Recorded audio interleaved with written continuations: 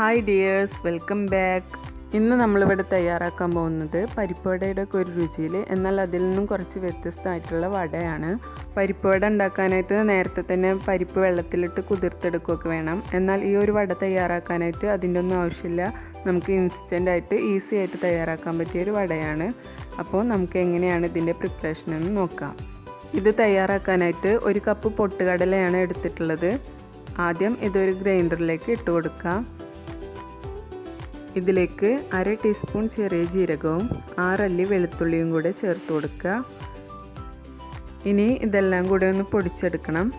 അധികം പൊടിഞ്ഞു പോകാതെ തന്നെ ജസ്റ്റ് ഒന്ന് തരിതരിപ്പായി കിട്ടുന്ന തരത്തിൽ വേണം പൊടിച്ചെടുക്കാൻ. ഈ ഒരു പാകത്തിൽ വേണം പൊടിച്ചെടുക്കാൻ. ഇനി നമുക്ക് ഇതൊരു ബൗളിലേക്ക് മാറ്റി കൊടുക്കാം. ഇനി ഇതിലേക്ക് ഗ്രേറ്റ് ചെയ്ത് വെച്ചിട്ടുള്ള ക്യാരറ്റ് 1/4 കപ്പ് ചേർത്ത് കൊടുക്കുന്നുണ്ട്. ഇനി ഒരു ചെറിയ സവാള കൊത്തിയരിഞ്ഞതും എരിവിന് ആവശ്യത്തിനുള്ള 3 പച്ചമുളക് ചെറുതാക്കി അരിഞ്ഞതും കുറച്ച് വേപ്പില ചെറുതാക്കി അരിഞ്ഞതും കൂടെ ചേർത്ത് കൊടുക്കുക. ഇതിലേക്ക് പാകത്തിനുള്ള ഉപ്പും കൂടെ ചേർത്ത് കൊടുത്തതിന് ശേഷം എല്ലാം കൂടെ ഒന്ന് മിക്സ് ചെയ്തെടുക്കണം. മല്ലിയില അതുപോലെ തന്നെ പുതിനയുടെ ഒക്കെ ഫ്ലേവർ ഇഷ്ടമുള്ളവർക്ക് അത് വേണമെങ്കിൽ അരിഞ്ഞിട്ട് അതും ചേർത്ത് കൊടുക്കാം. ഞാനിവിടെ ചേർത്തിട്ടില്ല. ഇനി ഇതിലേക്ക് വെള്ളം കുറേശ്ശെയായി ചേർത്ത് കൊടുത്തിട്ട് പരിപ്പുവടക്കുള്ള ഈ മിക്സ് കുഴച്ചെടുക്കണം.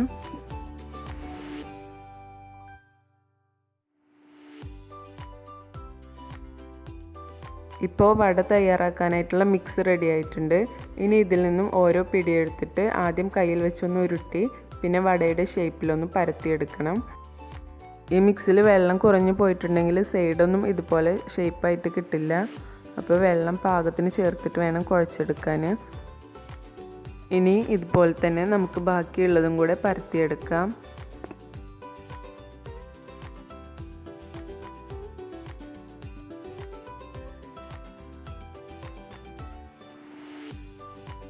ഇനി നമുക്കിത് ഫ്രൈ ചെയ്തെടുക്കണം. അതിനായിട്ട് സ്റ്റൗവിലൊരു ചീനച്ചട്ടി വെച്ച് ചൂടായതിനു ശേഷം വെളിച്ചെണ്ണ ഒഴിച്ചു കൊടുക്കാം. വെളിച്ചെണ്ണ ചൂടായതിനു ശേഷം നമ്മൾ നേരത്തെ പരത്തി വെച്ചിട്ടുണ്ടായിരുന്ന വട ഓരോന്നായിട്ട് ചൂടായ വെളിച്ചെണ്ണയിലേക്ക് ഇട്ട് കൊടുക്കുക. മീഡിയം ഫ്ലെയിമിൽ വെച്ചിട്ട് വേണം നമുക്കിത് ഫ്രൈ ചെയ്തെടുക്കാൻ.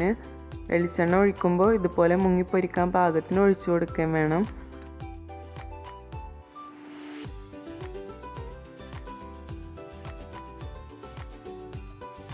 ഇപ്പോൾ ഒരു സൈഡ് പാകത്തിന് ഫ്രൈ ആയിട്ട് വന്നിട്ടുണ്ട്. ഇനി ഇതൊന്ന് മറിച്ചിട്ട് കൊടുക്കാം.